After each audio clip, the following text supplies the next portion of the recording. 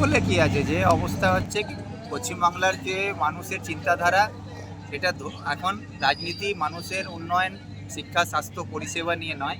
এখন মানুষ চিন্তা ভাবনা করছে ধর্মীয় চিন্তা ভাবনা।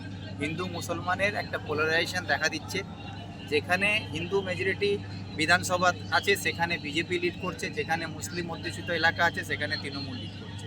তো এটা পুরোটাই একটা পোলারাইজেশন হিন্দু মুসলমানের হয়েছে।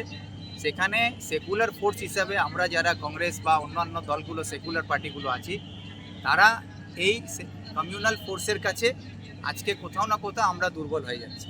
মানুষের চিন্তা ভাবনাটা, যে দেশ একটা সেকুলার দেশ যেখানে সংবিধানের অধিকার দিয়েছে সব ধর্মের মানুষকে তার ধর্মকে পালন করার, সম্মানের সঙ্গে থাকার, সেটাকে রক্ষা করার জন্যে এখনকার নতুন প্রজন্ম থেকে নিয়ে আমাদের দেশের মানুষের চিন্তা, রাজ্যের মানুষের চিন্তাটা এখন ধর্মীয় চিন্তার রাজনীতিটা ধর্মের মেরুকরণের মধ্যে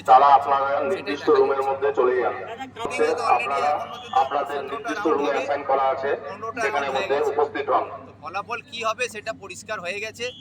সেই জন্য আমার যে লোকগুলো বাইরে বসে আছে, ভিতরে যারা আমাদের এজেন্টগুলো আছে তাদের সঙ্গে দেখা করে, তাদের সঙ্গে কথাবার্তা বলে, এখন বাইরে যারা আছে তারা অনেকক্ষণ ধরে অপেক্ষা করছে, তাদের কাছে আমি রাজ্যে একটাও কংগ্রেস পেল না এখনো পর্যন্ত। তো কংগ্রেস তো শূন্য ছিলই, 2021-এ আমরা শূন্য ছিলাম, এবার আবার শূন্যতে আছি।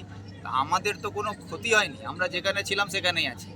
কিন্তু যে রাজ্যের সরকারে মুখ্যমন্ত্রী যে এখানে মাতব্বরি করছিলেন, যেভাবে মানুষের উপরে অন্যায় অত্যাচার তৃণমূলের বেড়েছিল, আজকে সেই জায়গায় তৃণমূলকে ভাবা উচিত কি যারা এই পশ্চিমবাংলার যে সৌন্দর্য ছিল, যেখানে আমাদের ধর্মীয় সম্প্রীতি নিয়ে মানুষ বেঁচে থাকতো, সারা দেশ জুড়ে যখন বাবরি মসজিদ শহীদ হওয়ার পরে ধর্মীয় সন্ত্রাস হয়েছিল, সেখানে পশ্চিমবাংলা একটা নজিরবিহীন স্টেট, যেখানে আমরা হিন্দু মুসলমান সবাই একসঙ্গে থাকতে পারতাম, শান্তিতে বেঁচেছিলাম।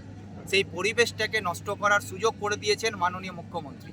2011 সালে নির্বাচনে আসার পর পশ্চিমবাংলায় বিজেপিকে রাস্তা তৈরি করে দিয়েছেন। আজকে সেই রাস্তা তৈরি করে খাল কেটে কুমির ডেকেছেন। এখন কুমির থেকে আগে নিজেকে বাঁচান, কিভাবে বাঁচাচ্ছেন পরে বাংলার চিন্তা ভাবনা আমরা করে নেব। সরকার পরিবর্তনের মূল কারণ কি দেখছেন? আমি তো বললাম তো, একটাই কারণ, যে তৃণমূলের অন্যায় অত্যাচার, ভিডিওগ্রাফার যারা আছেন আপনারা